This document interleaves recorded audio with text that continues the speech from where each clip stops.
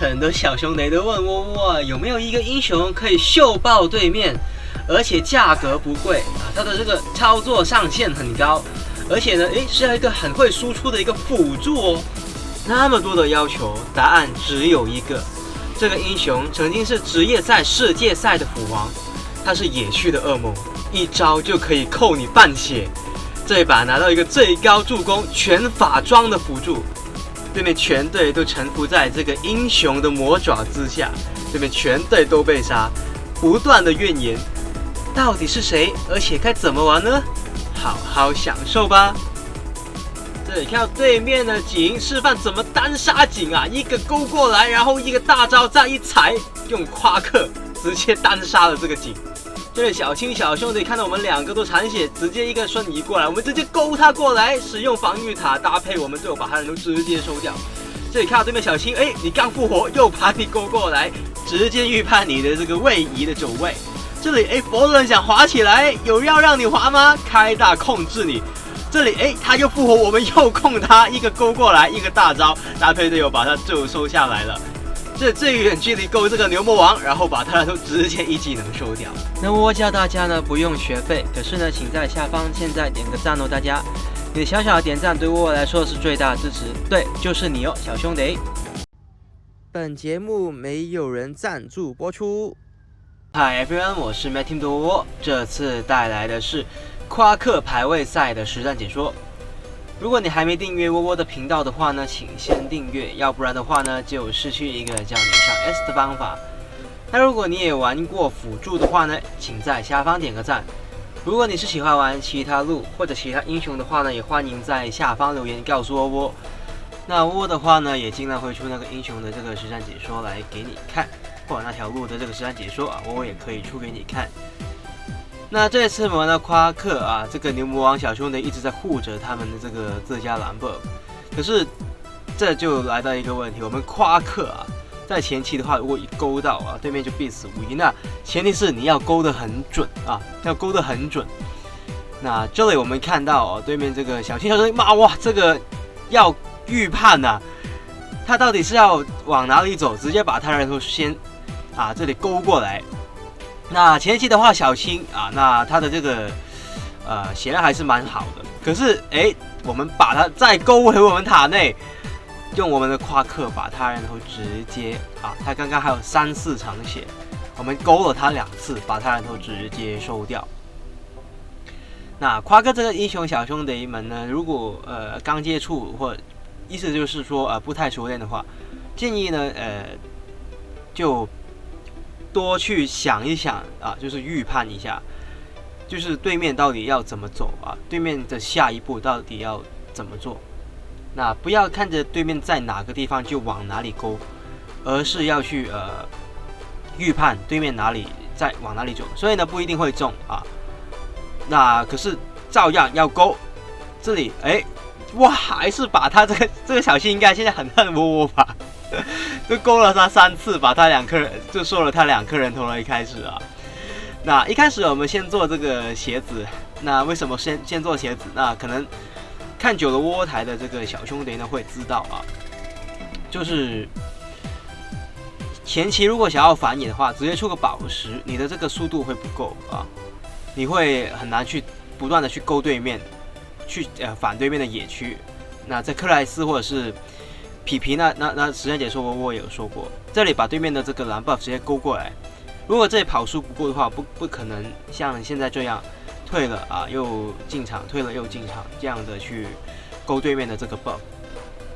那对面知道我们去勾，那还是要勾又把这个 buff 勾过来。对面打野现在应该也很恨我这里直接交这个闪现瞬移呢去往这个中路。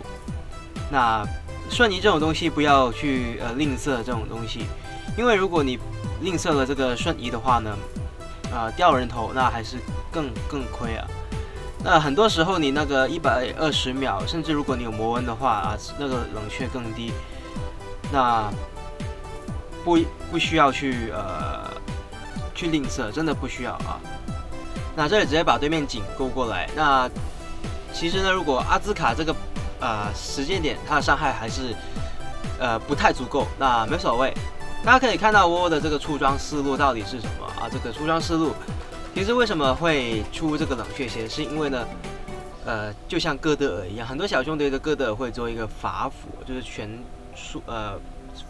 法系输出啊，而且是辅助，那就有点像蝙蝠侠走全输出的一个辅助。那这次夸克也是，那窝窝真的试了很多把这个夸克的辅助。如果出这个坦装的话，这里先把这个牛魔王吸住啊，然后呢搭配队友啊，这里他只剩下一点点血，就把他人头直接收掉啊。那这里我们先把这个龙兽啊收了紧之后勾过来，那勾了过来就不要再打，我们就没有状态啊。如果法师小兄弟也没有要进场的话，那就不打了，因为其实是可以打的，其实那没所谓。我们出装方面啊，刚刚说到为什么说出这个输出装，因为呢真的试了蛮多次的，这个魔纹什么都好，最顺的啊最有用的，真的还是出一个输出的，前提是啊你的凯撒路小兄弟或者是整个团队坦度有在哦，如果团队没有团队坦度不在，那尽量我不会选夸克，那如果真的选夸克也会选坦度高一点。这里很明显看到对面龙兽直接吸住他，那搭配队友，可惜他的我们这个真的就差了一点点那个伤害，希望这阿兹卡这英雄可以改强，要不然的话伤害真的有点不太足够。那还有夸克的一个功用呢，就是去勾一些草丛，有点像用拉兹啊什么英雄的去探草丛的一个用法。那我们如果是拉兹的话，勾到那还好。那如果是用这个打到还好，可是如果是夸克勾到啊，对面就完了。这里佛人真的想要滑起来吗？我们直接开大招，这就是我们这夸克的一个厉害之处。这里小兄弟可能不知道自己的血量，没多看这血量，真的很残啊，这个血量，那就不适宜再打了，要不然的话呢就被对面会反杀。那这也是蛮常见的一个现象。那就是很多时候小兄弟们呢可能会觉得可以再打一波，有时候或者是收了对面人头会忽略这个自己的血量，又或者是忽略到地图上到底有没有一些人是消失的。如果地图上有对面敌人的消失的话呢，那就直接就不能够继续再打。这里直接勾啊，一个吸，对面的这个佛人就被我们直接控到不要了啊，直接收掉了。这就知道我们夸克的厉害了啊！这个大招的这控制，哇，这个又一个预判啊！龙兽小兄弟这里啊，这个普雷塔小兄弟对不起了，就把你人头直接收下了啊！这里我们呢把这个上路兵线整理。其实如果队友想要去整理这个上路兵线的话呢，要留给他们，可是没有看到有人要去拿这个兵线，那就自己先把它清理掉了啊！因为队友如果拿的话，他们经济会很好。可是看到那个小丑小兄弟会在这个下路他走了去下路，那就就不等他了，也等不到。这里看一下这个草丛哦，没有人，那没所谓，开大吸住。那小兄弟们这个时间点呢，只剩下打野和屋，那就比较难一点。对面的人还是比较多的，要是多一点人的话，刚刚那佛人就必死无疑了。基本上我们勾到的话呢，对面都要去承受一个很大的一个损失的。那前提是队友要去输出。那为什么会选一个法装呢？这里勾看一下这个草丛有没有人，有人的话这条龙就很危险，那没有人的话就好。那如果有法术伤害的话，对对面的威胁是很大的，一勾就1/4血了，差不多。这里看到对面哦，我们呢吸住3个这个小兄弟英雄啊，那队友这个蛇节点赶到，我们呢先退一退啊，等这个对面集火的时候，如果我们在马上进场的话，就蒸发了，血量已经不健康，先回一个血，勾这个井。那小兄弟，如果阿兹卡小兄弟这里打这个井就好，那没所谓。那还是把对面呢收掉对面的这个佛伦，那也可以。那这里我们直接就可以把这个对面中路的外塔呢直接拆掉了。出装方面呢，我们宝石先不要出满啊，宝石不要出满。这里把宝石出满的话，那个用途不太大啊，在前期的这个用途不太大，可以等到后期在窝最后一件装备，或者是就是爆裂法杖或者是凝霜宝珠之前出，把这个辅助装合上去也是可以。这里我们看到哦，对面很多小兄弟，那我们呢跟着这个打野小兄弟，然后给一下这个视野啊，蹲一下这个草丛。这个时间点啊，其实呢可以呢去打一波团战，因为现在的这个时间点我们的经济量还是蛮好的，可以尽量的去打团战。那当然的是要人比较齐的，不能4打5还是有点会不太好的这个状况。蹲一下这个点，一勾，哇，这个佛人，哇，佛人应该又多一个人恨窝了啊！这个佛人对面3个英雄都很恨啊，这个夸克怎么一直勾啊，一直控啊？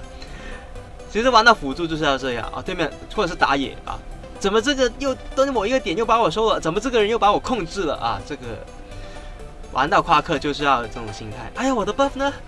怎么不见了？我的 buff 呢？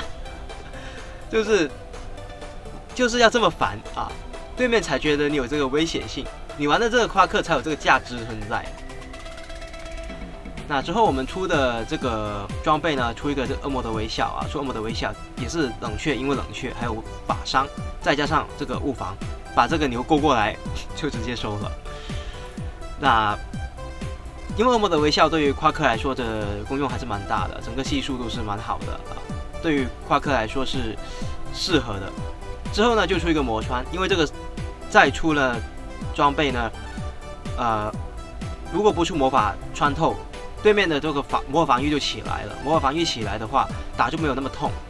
那这里直接的 AB 的这个对面普雷塔小兄弟啊，他这个土袭呢都不要了，不要蓄力了，直接往后退，要不然的话，刚刚就直接把他直接呢就勾到了。那勾到的话，他基本上就完了。这里看到下路啊，普雷塔小兄弟想要去清理这个兵线。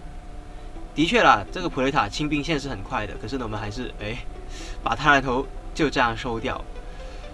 那夸克这里我们直角闪现，因为如果牛直接冲出来的话，我们是没有出坦装的一个状态的话，一控制会比较麻烦。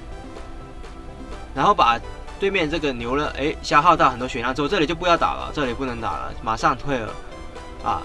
不要怕什么说队友会说卖掉他什么之类，不要怕，因为如果这一波团灭的话，是真的很亏的，可能掉他去高地了。只剩下阿兹卡啊，还有这个小丑。阿兹卡就很快复活，那小丑的话，如果我们继续打，可能小丑跟着我们打，那就很麻烦。剩下阿兹卡去守这个塔的话，可能一波都有可能。如果对面有兵线的话，那没所谓。这里呢，我们把这个蓝 buff 先勾出来啊，然后呢，画风一转，来到对面这个中路高地，一勾把这个对面的井勾过来。最重要的是对面的输出啊，勾掉对面就没有了。